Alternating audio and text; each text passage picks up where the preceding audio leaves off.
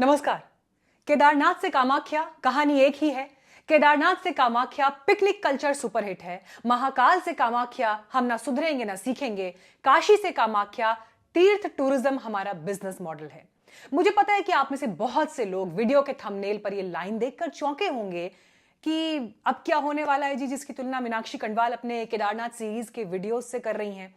जो लोग पहली बार मेरा कोई वीडियो देख रहे हैं उन्हें बता दूं कि बीते वक्त में सनातन धर्म के लिए महत्वपूर्ण तीर्थों के संरक्षण, बेतहाशा भीड़, डेवलपमेंट के नाम पर तीर्थों में शॉपिंग, फोटोग्राफी, बिजनेस वाले मॉडल को लागू करने वाले आइडियाज, व्लॉगर्स के कंटेंट क्रिएशन का खाद पानी बनते हमारे तीर्थों और धार्मिक आध्यात्मिक क्षेत्रों के प्रति एक जागरूकता पैदा करने के लिए मैं लगातार कवरेज कर रही हूं। केदारनाथ, काशी, उज्जैन, महाकाल, अयोध्या, इन पवित्र, पूज्य और आध्यात्मिक शक्ति के अद्भुत केंद्रों को एक शानदार डेवलपमेंट मॉडल के रूप में प्रोजेक्ट तो किया ही जा चुका है। भव्यता की तारीफें अखबारों में, न्यूज चैनल्स में, सोशल मीडिया पर भरी पड़ी हैं और इससे प्रेरणा लेकर काशी के बाद मां कामाख्या मंदिर में कामाख्या कॉरिडोर बनाया जाना है, जिसकी आधारशिला पीएम मोदी लोकसभा चुनाव से पहले इसी साल के फरवरी महीने में रख चुके हैं। और उन्होंने बहुत क्लियर कट बताया है कि 498 करोड़ की लागत से बनने वाला यह कामाख्या कॉरिडोर नॉर्थ ईस्ट में टूरिज्म यानी पर्यटन के नए दरवाजे खोलेगा।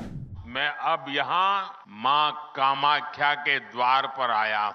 आज मुझे यहाँ माँ कामाख्या दिव्य लोक परियोजना का शिलान्यास करने का सौभाग्य प्राप्त हुआ। जब ये बनकर पूरा होगा तो ये देश और दुनिया भर से आने वाले मां के भक्तों को असीम आनंद से भर देगा। मां कामाख्या दिव्य लोक परियोजना के पूरा होने के बाद हर साल और ज्यादा श्रद्धालु यहां आकर दर्शन कर सकेंगे और मैं देख रहा हूं कि मां कामाख्या के दर्शन की संख्या जितनी ज्यादा बढ़ेगी उतना ही पूरे नॉर्थ ईस्ट में ये टूरिज्म का प्रवेश द्वार बन जाए। तो प्रोजेक्ट लॉन्च हो चुका है, जिसकी पॉसिबिलिटीज और तारीफों के पुल खबरों में बांधे जा चुके हैं, जैसे कि मानो कुछ अद्भुत, अविश्वसनीय, कल्पनीय टाइप होने वाला है वगैरह वगैरह।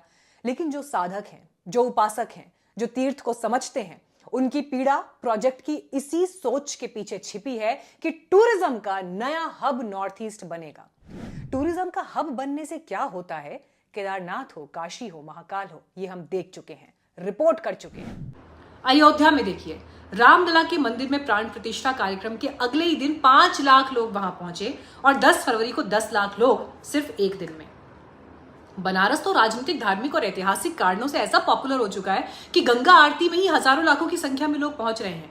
अभी महाशिवरात्रि पर बीती 8 मार्च की तस्वीरें आप देख लीजिए। काशी कॉरिडोर बनने के बाद से 15 करोड़ से ज्यादा श्रद्धालु दर्शन के लिए पहुंच चुके हैं और ऐसा ही हाल उज्जैन महाकाल का है। कॉरिडोर बनने के बाद से वहां भी भीड़ जो है वो दिन दूनी रात चौगनी पहुंच रही है। साल के पहले ही दिन यानी 1 जनवरी 2024 को 8 लाख लोग दर्शन के लिए पहुंचे थे।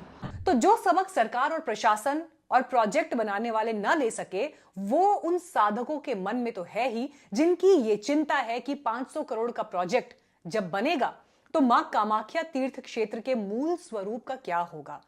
हो सकता है आपको ये बहुत मामूली सी बात लगे, ठीक है भाई, मंदिर को बड़ा बना रहे हैं, सुविधा दे रहे हैं, टूरिज्म बढ़ेगा तो लोगों की जेब में ज्यादा पैसा आने लगेगा, तो भाई मीनाक्षी कंडवाल और उनके न्यूज बीट्स को क्या कष्ट है। देखिए, अंग्रेजी में ना एक कहावत है, इग्नोरेंस इज ब्लिस। तो इस कॉरिडोर का कमर्शियल और प्रॉफिट मेकिंग पार्ट वही इग्नोरेंस है जिसके ब्लिस और आनंद में पैसे से पैसा बनाने वाले झूम रहे हैं। लेकिन आज मैं इस वीडियो में आपको यह बताऊंगी कि क्यों ये कॉरिडोर बनना अपने पैरों के नीचे की जमीन खोदना है, जिस जमीन पर आप खड़े हैं। तो पहले जिन्हें मां कामाख्या के बारे में नहीं पता, उन्हें देश के उत्तर पूर्व हिस्से में स्थित मां कामाख्या तीर्थ क्षेत्र की तरफ ले जा रही हूं। मां कामाख्या 51 शक्तिपीठों में से एक है, तंत्र उपासना का प्रमुख केंद्र है। देश और दुनिया से लोग यहां आते हैं। धार्मिक कथा यह है कि देवी सती का योनि भाग, यानी यहां से जन्म होता है, जहां से क्रिएशन होता है, वो भाग यहां गिरा था। तो इसे आप शक्ति का कॉस्मिक वूम्ब या ब्रह्मांड का गर्भ भी कह सकते हैं।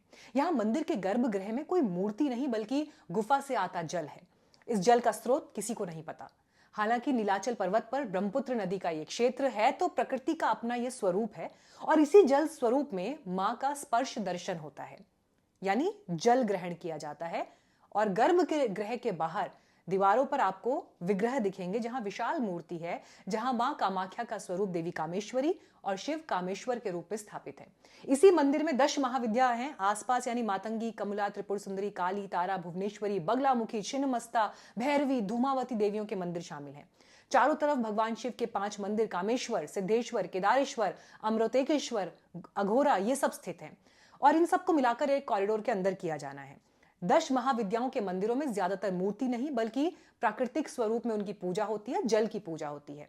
साल के मेरे ख्याल से 2 या 3 दिन मंदिर बंद रहता है। जून के महीने में ही वो तारीखें आती हैं जब मां कामाख्या को मेंस्ट्रुएशन पीरियड में माना जाता है, यानी रजस्वला कहा जाता है। और तीर्थ की जानकारी बताते हैं कि गुफा में जल का रंग उन दिनों में लाल हो जाता है और उन दिनों में बेशक मंदिर बंद रहता है लेकिन मेला लगता है, अंबुबाची मेला, जिसे अटेंड करने के लिए दूर दूर से लोग आते हैं और अनुष्ठान, साधना, पूजन के कई प्रकार के कार्यक्रम आपको यहां दिखेंगे।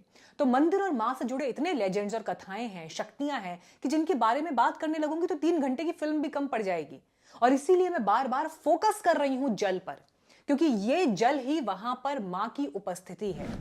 अब यहां से शुरू होती है वो बात जिसका डर, आशंका और खतरा जो इस शक्ति को समझते हैं, पूजते हैं, मानते हैं, उनके मन में है। और ऐसे लोगों की संख्या हजारों में नहीं है, लाखों करोड़ों में है, क्योंकि इन आशंकित मां के भक्तों को नहीं पता कि असम के सीएम हिमंता बिस्वा शर्मा जिस भावी कॉरिडोर को अपने पॉलिटिकल करियर की जादुई छड़ी समझ रहे हैं, जिसका वीडियो उन्होंने सोशल मीडिया पर शेयर करते हुए बताया कि कैसे ये असम और उत्तर पूर्व का काया पलट कर देगा, वही कॉरिडोर जब बनेगा तो क्या गारंटी है कि मंदिर के चारों तरफ का स्पेस जो अभी 3000 स्क्वायर फुट के आसपास है, जब उसे बड़ा करके 1 लाख स्क्वायर फुट किया जाएगा, 3000 से 1 लाख, जी, क्या गारंटी है कि कोई वाटर सोर्स इस दौरान डिस्टर्ब नहीं होगा? गुफा में आते पानी का रास्ता, उसका नेचुरल फ्लो, उसकी प्रकृति को नुकसान नहीं पहुंचेगा? क्या गारंटी है इस बात की? अभी मंदिर परिसर के अंदर 4000 श्रद्धालुओं की कैपेसिटी बताई जाती है और इतना नंबर जब होता है ना तो वहां पर पैर रखने की जगह नहीं होती है। कॉरिडोर बनने के बाद ये संख्या 10,000 तक इन जनरल बढ़ेगी और 1000 क्या लाख में हो जाएगी। जब केदारनाथ में जहां तक गाड़ी नहीं जाती वहां पर 12,000 फीट की ऊंचाई में 60-70 लाख श्रद्धालु एक यात्रा सीजन में पहुंच रहे हैं, जो नंबर जल्द करोड़ का आंकड़ा टच करेगा, तो क्या गारंटी है कि उन्हें अकोमोडेट करने के लिए होटल, दुकानदार, शॉपिंग कॉम्प्लेक्स, मॉल वगैरह वगैरह नहीं बनेंगे और तीर्थ के स्वरूप को क्षति नहीं पहुंचाएंगे? इतने लोग आएंगे तो ऑब्वियस है कि चॉपर आएगा, हेलीकॉप्टर आएगा।